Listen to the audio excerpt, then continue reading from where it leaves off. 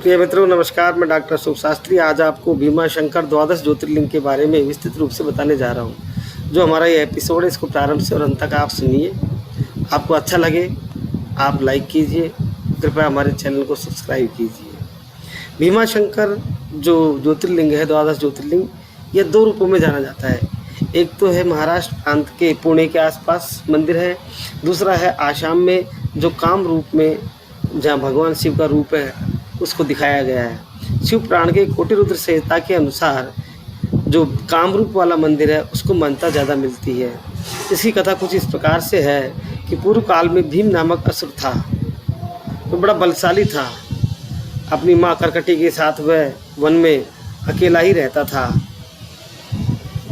दोनों माँ बेटे एक साथ रहते थे तथा एक बार उसने अपनी माँ से अपने पिता के बारे में पूछा। तब माँ ने उसको कहा, बेटा आपके पिता को भगवान श्री राम ने द्वापर में ही यमलोक पहुंचा दिया। कल मेरे पिता का नाम क्या था? तो उसकी माँ बोली, बेटा तेरे पिता का नाम कुंभकर्ण था और मेरे पति विराट थे। उनकी मृत्यु के बाद मैं माता पिता के साथ ही वन में रहने लगी। एक दिन उनको विष्णु भक्त जो अगस्त मुनि का शिष्य था उसने मेरे माता पिता को भस्म कर दिया।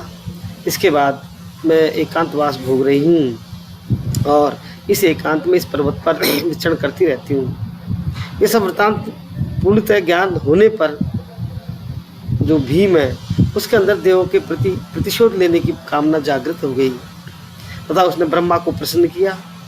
घोर तपस्या करने के बाद में ब्रह्मा से वरदान प्राप्त किया और इतना तप कर लिया कि इंद्रासन को भी हिला दिया और भगवान विष्णु से युद्ध करके भगवान विष्णु को भी युद्ध में परास्त करके संपूर्ण जो पृथ्वी थी उस पर आक्रमण करके और वह कामरूप नरेश सुदक्षिण के राज्य में पहुंच गया और वह हमला करते हुए पूरे क्षेत्र में आम जन को परेशान करने लगा तथा राजा को कारागार में बंदी बना दिया।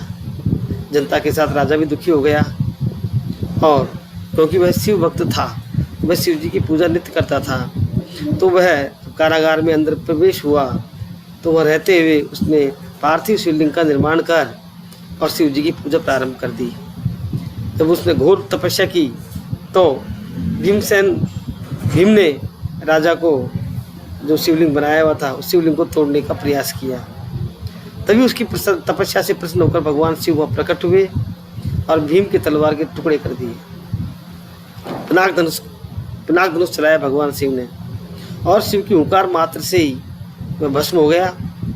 वहाँ स्थित देवता, ऋषि, ब्राह्मण सभी ने प्रार्थना की, हे प्रभु आप यहाँ आकर के और इस पवित्र भूमि को और पवित्र करें, जन कल्याण के कार्य करें और हमको इस बंदी से मुक्त करके और हमारे जीवन को सफल बनाएं, हमें मोक्ष प्रदान करें, जन कल्याण के कार्य करें।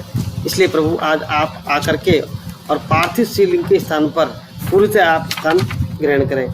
इस प्रकार से भीमाशंकर जो ज्योतिर्लिंग है आज भी पौराणिक मान्यता के अनुसार महाराष्ट्र व आसाम दोनों में से क्लियर नहीं हो पा रहा है कि कौन सा ज्योतिर्लिंग इनमें मान्य है। इस प्रकार भीमाशंकर का वर्णन मैंने आप सभी को सुनाया है। नमस्कार।